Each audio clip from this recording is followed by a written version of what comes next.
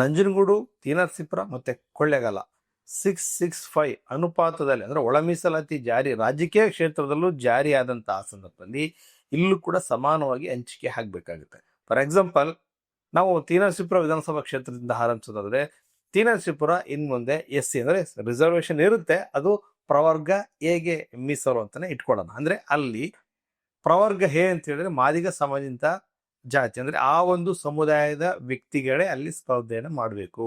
ಅಂದ್ರೆ ಎಡಗೆ ಅಂತ ಮಾದಿಗ ಸಮಾಜ ಅಂತ ಹೇಳಿದ್ರೆ ನಾವು ಎಡಗೆ ಅಂತ ಹಿಂಗ್ ಕರಿತೀವಿ. ಆ ಒಂದು ಸಂಬಂಧಿತ ಜಾತಿಯವರೇ ಅಲ್ಲಿ ಸ್ಪರ್ಧೆ ಮಾಡಬೇಕು. ಪ್ರೆಸೆಂಟ್ HC ಮಹದೇವಪ್ಪನವರು ಅಲ್ಲಿ ಮೀಸಲು ಕ್ಷೇತ್ರದಿಂದ ಆಯ್ಕೆ ಆಗಿದ್ದಾರೆ. ಅವರು ಬಲಗೈ ಸಮಾಜಕ್ಕೆ ಬರ್ತಾರೆ. ಮುಂದೆ ಅವರು ಏನಾದ್ರು ರಾಜಕೀಯ ಕ್ಷೇತ್ರದಲ್ಲೂ ಒಳ ಮೀಸಲಾತಿ ಕೊಟ್ಟಂತಹ ಸಂದರ್ಭದಲ್ಲಿ ಆ ಒಂದು ತೀನರಸೀಪುರ SC ರಿಸರ್ವ್ ಏನಿರುತ್ತೆ ಅಲ್ಲಿ ಪ್ರವರ್ಗ ಎಗೆ ಮೀಸಲಾದಂತಹ ಸಂದರ್ಭದಲ್ಲಿ ಅಲ್ಲಿ ಮಾದಿಗ ಸಂಬಂಧಿತ ಅಭ್ಯರ್ಥಿಗಳೇ ಅಲ್ಲಿ ಸ್ಪರ್ಧೆ ಮಾಡ್ಬೇಕಾಗುತ್ತೆ. ಬಲಗೈ ಸಮಾಜದವರಿಗೆ ಅವಕಾಶ ಇರಲ್ಲ. ಅಂದ್ರೆ SC ಮಹದೇವಪ್ಪನವರು ಕೂಡ ಅಲ್ಲಿ ಸ್ಪರ್ಧೆಯನ್ನ ಮಾಡ್ಲಿಕ್ಕೆ ಆಗಲ್ಲ. ಮತ್ತೆ ಪ್ರವರ್ಗ ಬಿ ಅಂದ್ರೆ SC ಅದು ಕೊಳ್ಳೇಗಾಲ ವಿಧಾನಸಭಾ ಕ್ಷೇತ್ರಕ್ಕೆ ಹಾಕೊಳ್ಳೋಣ. ಅಂದ್ರೆ ಪ್ರೆಸೆಂಟ್ ಇವತ್ತು AR ಕೃಷ್ಣಮೂರ್ತಿ ಇದ್ದಾರೆ ಬಲಗೈನವರು, ಅವರುಗಳ ಸ್ಪರ್ಧೆಯನ್ನು ಮಾಡಬಹುದು. ಅಲ್ಲಿ ಪ್ರವರ್ಗ ಎ ಸಂಬಂಧಿತ ಜಾತಿ ಅಂದ್ರೆ ಮಾದಿಗ ಸಂಬಂಧಿತ ಜಾತಿ ಯಾರು ಕೂಡ ಸ್ಪರ್ಧೆ ಮಾಡಿಲ್ಲ. ಅದು ಪ್ರವರ್ಗ ಬಿನವರೇ ಅಲ್ಲಿ ಸ್ಪರ್ಧೆ ಮಾಡಬೇಕು. ಅಂದ್ರೆ ಬಲಗೈನವರು ಅಂದ್ರೆ ವಲಯ ಸಂಬಂಧಿತ ಜಾತಿಗಳು ಅಲ್ಲಿ ಅವರು ಸ್ಪರ್ಧೆಯನ್ನ ಮಾಡಬಹುದು. ಪ್ರೆಸೆಂಟ್ ಅದು AR ಕೃಷ್ಣಮೂರ್ತಿ ಇದ್ದಾರೆ, ಅವರುಗಳೇ ಅಲ್ಲಿ ಸ್ಪರ್ಧೆಯನ್ನ ಮಾಡಬಹುದು. ಅಥವಾ N ಮಹೇಶ್ ಇದ್ದಾರೆ, ಅವರುಗಳು ಕೂಡ ಅಲ್ಲಿ ಸ್ಪರ್ಧೆಯನ್ನ ಮಾಡಬಹುದು. ಅಂದ್ರೆ ಅಲ್ಲಿ ಯಾರು ಕೂಡ ಮಾದಿಗ ಸಂಬಂಧಿತ ಸಮುದಾಯದ ವ್ಯಕ್ತಿಗಳು ಅಲ್ಲಿ ಸ್ಪರ್ಧೆ ಮಾಡುವಂತಿಲ್ಲ. ಇನ್ನು ನಂಜನಗೂಡು ವಿಧಾನಸಭಾ ಕ್ಷೇತ್ರಕ್ಕೆ ಬಂದ್ರೆ ಅಲ್ಲಿ ಪ್ರವರ್ಗ ಸಿಗೆ ಅಂದ್ರೆ ತೀನರಸೀಪುರ ಪ್ರವರ್ಗ ಎ ಕೊಟ್ರೆ, ಕೊಳ್ಳೇಗಾಲ ಬಿ ಕೊಟ್ರೆ, ನಂಜನಗೂಡು ವಿಧಾನಸಭಾ ಕ್ಷೇತ್ರವನ್ನ ಸಿಗೆ ಅಪ್ಲೈ ಮಾಡೋದಾದ್ರೆ ಅಲ್ಲಿ ಸ್ಪೃಶ್ಯ ಜಾತಿಗಳು ಅಂದ್ರೆ ಅಲಮಾರಿ ಸಂಬಂಧಿತ ಜಾತಿಗಳನ್ನು ಬರ್ತಾರೆ, ಅಂತವ್ರು ಅಲ್ಲಿ ಸ್ಪರ್ಧೆಯನ್ನು ಮಾಡಬಹುದು. ಪ್ರೆಸೆಂಟ್ ಇವತ್ತು ನಂಜನಗೂಡು ವಿಧಾನಸಭಾ ಕ್ಷೇತ್ರದಲ್ಲಿ ಬಲಗೈ ಸಮಾಜದ ದರ್ಶನ್ ಧ್ರುವಣ್ಣವರು ಆಯ್ಕೆ ಆಗಿದ್ದಾರೆ. ಮುಂದೆ ಅವರು ಏನಾದರೂ ಪ್ರವರ್ಗ ಸಿಗೆ ನಂಜನಗೂಡು ವಿಧಾನಸಭಾ ಕ್ಷೇತ್ರ ರಿಸರ್ವ್ ಆದ್ರೆ ದರ್ಶನ್ ಧ್ರುವಣ್ಣರನ್ನವರು ಕೂಡ ಅಲ್ಲಿ ಸ್ಪರ್ಧೆಯನ್ನ ಮಾಡೋಗಿಲ್ಲ. ಅಂದ್ರೆ ಸಿನವರೇ ಅಲ್ಲಿಗೆ ಆ ಒಂದು ಸಂಬಂಧಿತ ವ್ಯಕ್ತಿಗಳಲ್ಲಿ ಸ್ಪರ್ಧೆಯನ್ನ ಮಾಡ್ಬೇಕಾಗುತ್ತೆ. ಅಲೆಮಾರಿಗಳಾಗಿರ್ಬೋದು, ಬೋಬಿ ಆಗಿರ್ಬೋದು, ಕೊರಮ, ಕೊಂಚ ಇಂತಹ ಪೆರಿಯ ಅಂತೇನೆ ಸ್ಪೃಶ್ಯ ಜಾತಿಗಳೇನು ಕರಿತೀವಿ ಅಂತಹ ಅಭ್ಯರ್ಥಿಗಳಲ್ಲಿ ಕಂಟೆಸ್ಟ್ ಮಾಡಬೇಕಾಗುತ್ತೆ. ದರ್ಶನ್ ಧ್ರುವಣ್ಣರನಿಗೂ ಕೂಡ ಅಲ್ಲಿ ಅವಕಾಶ ಸಿಗೋದಿಲ್ಲ. ಅಂದ್ರೆ ಫಾರ್ ಎಕ್ಸಾಂಪಲ್ ನಾನು 3 ಕ್ಷೇತ್ರಗಳು ಹೇಳ್ತಾ ಇದ್ದೀನಿ. 3 ಕ್ಷೇತ್ರಗಳು ಕೂಡ ಪ್ರವರ್ಗ ಎನ ನರಸೀಪುರ ಕೊಡುವಂಥದ್ದು, ಪ್ರವರ್ಗ ಬಿನ ಕೊಳ್ಳೇಗಾಲ ಕೊಡುವಂಥದ್ದು, ಪ್ರವರ್ಗ ಸಿನ ನಂಜನಗೂಡಿಗೆ ಕೊಡುವಂಥದ್ದು. ಅಂದ್ರೆ ಸಮಾನವಾಗಿ ಹಂಚಿಕೆ ಆಗುವಂಥದ್ದು. ಇದು ರಾಜಕೀಯ ಕ್ಷೇತ್ರದಲ್ಲಿ ಒಳ ಮೀಸಲಾತಿ ಬಂದಂತಹ ಸಂದರ್ಭದಲ್ಲಿ ಇವ್ರುಗಳಿಗೆ ಎಷ್ಟು ಎಫೆಕ್ಟ್ ಆಗುತ್ತೆ ಅಂದ್ರೆ ಬಲಗೈ ಸಮಾಜದ ರಾಜಕಾರಣಿಗೆ ಎಷ್ಟು ಎಫೆಕ್ಟ್ ಆಗುತ್ತೆ ಅನ್ನೋದನ್ನ ನಾನು ಹೇಳ್ತಾ ಇದ್ದೀನಿ. ಅಂದ್ರೆ ಮುಂದೆ ಆಗುವಂತಹದ್ದು. ಯಾಕಂದ್ರೆ ಈಗಾಗಲೇ ಶಿಕ್ಷಣ ಉದ್ಯೋಗ ಕ್ಷೇತ್ರದಲ್ಲೂ ಕೂಡ ಈಗಾಗಲೇ ಒಳ ಮೀಸಲಾತಿ ಕೂಡ ಜಾರಿ ಆಗಿರುವಂಥದ್ದು. ಅಂದ್ರೆ ಉದ್ಯೋಗ ಮತ್ತೆ ಶಿಕ್ಷಣ ಎರಡರಲ್ಲೂ ಕೂಡ ಈಗಾಗಲೇ ಇಂಪ್ಲಿಮೆಂಟ್ ಮಾಡೋಕೆ ಈಗಾಗಲೇ ರಾಜ್ಯ ಸರ್ಕಾರ ಮುಂದಾಗಿರುವಂಥದ್ದು. ಇನ್ ಕೇಸ್ ಮುಂದೆ ರಾಜಕೀಯ ಕ್ಷೇತ್ರದಲ್ಲೂ ಒಳ ಮೀಸಲಾತಿಯನ್ನು ಕೊಡಬೇಕು ಅಂತ ಬಂದಂತ ಸಂದರ್ಭದಲ್ಲಿ ಯಾರೆಲ್ಲ ಬಲಗೈ ಸಮಾಜದ ರಾಜಕಾರಣಿಗಳು ಗೆದ್ದು ಬರ್ತಿದ್ರು ಅಲ್ಲಿ ಎಲ್ಲವೂ ಕೂಡ ಮಾದಿಗ ಸಂಬಂಧಿತ ವ್ಯಕ್ತಿಗಳು ಆಯ್ಕೆ ಆಗ್ತಾರೆ. ಅಂದ್ರೆ ಕರೆಕ್ಟ್ಗೆ, ಯಾಕಂದ್ರೆ ಪ್ರಜಾಪ್ರಭುತ್ವದಲ್ಲಿ ಎಲ್ರಿಗೂ ಕೂಡ ಅವಕಾಶ ಇರುವಂಥದ್ದು.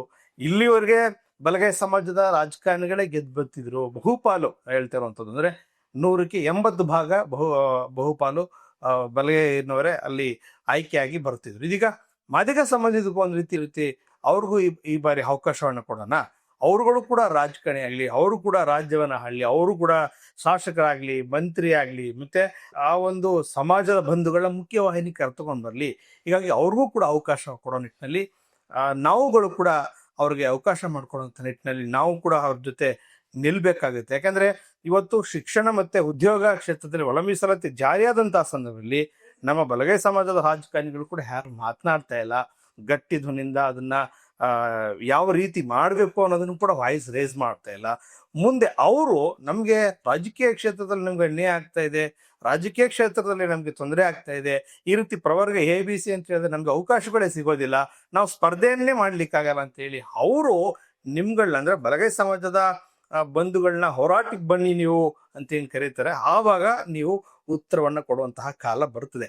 ಹೀಗಾಗಿ ಈ ಒಂದು ಶಿಕ್ಷಣ ಮತ್ತೆ ಉದ್ಯೋಗದಲ್ಲಿ ಒಳ ಮೀಸಲಾತಿ ಎಷ್ಟರ ಮಟ್ಟಿಗೆ ಬಲಗೈ ಸಮಾಜಕ್ಕೆ ಎಫೆಕ್ಟ್ ಕೊಡುತ್ತೆ ಅನ್ನೋದ್ರ ಬಗ್ಗೆ ಬಲಗೈ ಸಮಾಜದ ರಾಜಕಾರಣಿಗಳು ಯಾರು ಮಾತನಾಡ್ತಾ ಇಲ್ಲ. ಅವ್ರಿಗೆ ರಾಜಕೀಯ ಕ್ಷೇತ್ರದಲ್ಲಿ ಒಳ ಮೀಸಲಾತಿ ಅಪ್ಲೈ ಆದಂತಹ ಸಂದರ್ಭದಲ್ಲಿ ಅವ್ರಿಗೆ ಎಷ್ಟು ಮಟ್ಟಿಗೆ ಸಮಸ್ಯೆ ಆಗುತ್ತೆ, ಆವಾಗ ಅವರು ಕಿರ್ಚಾಡುವಂತಹ ಸಂದರ್ಭ ಬರುತ್ತೆ.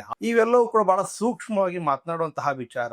ಸೊ ಯಾರು ಕೂಡ ಇಂತಹ ವಿಚಾರಗಳನ್ನ ಎರಡೂ ಸಮಾಜದ ಜನರಿಗೆ ಯಾವ ರೀತಿ ಪ್ರೆಸೆಂಟ್ ಮಾಡೋದ್ರಲ್ಲಿ ಬಹಳ ವಿಫಲರು ಕೂಡ ಆಗ್ತಾ ಇದ್ದಾರೆ. ಅಂದ್ರೆ ಮೀಸಲಾತಿ ಮತ್ತೆ ಒಳ ಮೀಸಲಾತಿ ಸಂವಿಧಾನಾತ್ಮಕವಾದಂಥದ್ದು. ಅಂದ್ರೆ ಈ ಕಾಲಕ್ಕೆ ಅವುಗಳನ್ನ ಯಾವ ರೀತಿ ಅಂದ್ರೆ ಎಲ್ಲಾ ಸಮುದಾಯಗಳನ್ನೂ ಕೂಡ ಮುಖ್ಯವಾಹಿನಿ ತರಬೇಕು, ಸಮಾಜದ ಮುಖ್ಯವಾಹಿನಿ ತರಬೇಕು ಅನ್ನೋದು ಪ್ರಜಾಪ್ರಭುತ್ವ ಒಂದು ಆಶಯ, ಜೊತೆಗೆ ಸಂವಿಧಾನದ ಒಂದು ಆಶಯ.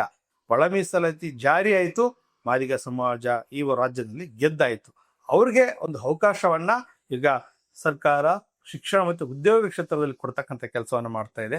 ಅವ್ರಿಗೆ ರಾಜಕೀಯ ಕ್ಷೇತ್ರದಲ್ಲೂ ಕೂಡ ಮಾದಿಗ ಸಂಬಂಧಿತ ಜಾತಿಯವರಿಗೆ ಒಳ ಮೀಸಲಾತಿಯನ್ನ ಅಪ್ಲೈ ಮಾಡಬೇಕು. ಅವ್ರಿಗೂ ಕೂಡ ರಾಜಕೀಯ ಕ್ಷೇತ್ರದ ಅವರು ಫ್ರಂಟ್ ಲೈನ್ಗೆ ಬಂದು ಅವರು ಕೂಡ ರಾಜಕಾರಣವನ್ನು ಮಾಡಬೇಕು, ಅವರು ಕೂಡ ರಾಜ್ಯವನ್ನ ಆಳ್ಬೇಕು, ಅವರು ಕೂಡ ಶಾಸಕರಾಗಬೇಕು, ಅವರುಗಳು ಕೂಡ ಮಂತ್ರಿ ಆಗಬೇಕು. ಬಹುಪಾಲು ಯಾಕಂದ್ರೆ ಇವತ್ತು ವಲಯ ಸಂಬಂಧಿತ ಜಾತಿ ಅಂದ್ರೆ ಬಲಗೈನವರು ಎಷ್ಟು ಮಟ್ಟಿಗೆ ರಾಜಕಾರಣವನ್ನ ಮಾಡಿದ್ರು ಅಷ್ಟೇ ಅವಕಾಶವನ್ನ ಮಾದಿಗ ಸಂಬಂಧಿತ ಜಾತಿಯವ್ರಿಗೂ ಕೂಡ ಮುಂದಿನ ದಿನಗಳಲ್ಲಿ ನಾವೆಲ್ಲರೂ ಕೂಡ ಕೊಡಬೇಕಾಗುತ್ತೆ. ಎಲ್ಲವನ್ನು ಕೂಡ ನಾವು ಸ್ವಾಗತವನ್ನ ಮಾಡಬೇಕಾಗುತ್ತೆ. ಯಾವುದನ್ನು ಕೂಡ ವಿರೋಧ ಮಾಡ್ಲಿಕ್ಕೆ ಆಗಲ್ಲ ತಕ್ಷಣಕ್ಕೆ. ಹೀಗಾಗಿ ಒಳ ಮೀಸಲಾತಿ ಅನ್ನುವಂತಹ ಸಬ್ಜೆಕ್ಟು ಬಹಳಷ್ಟು ಜನರಿಗೆ ನಿದ್ರೆಗೆಡಿಸಿರುವುದು ಸತ್ಯ.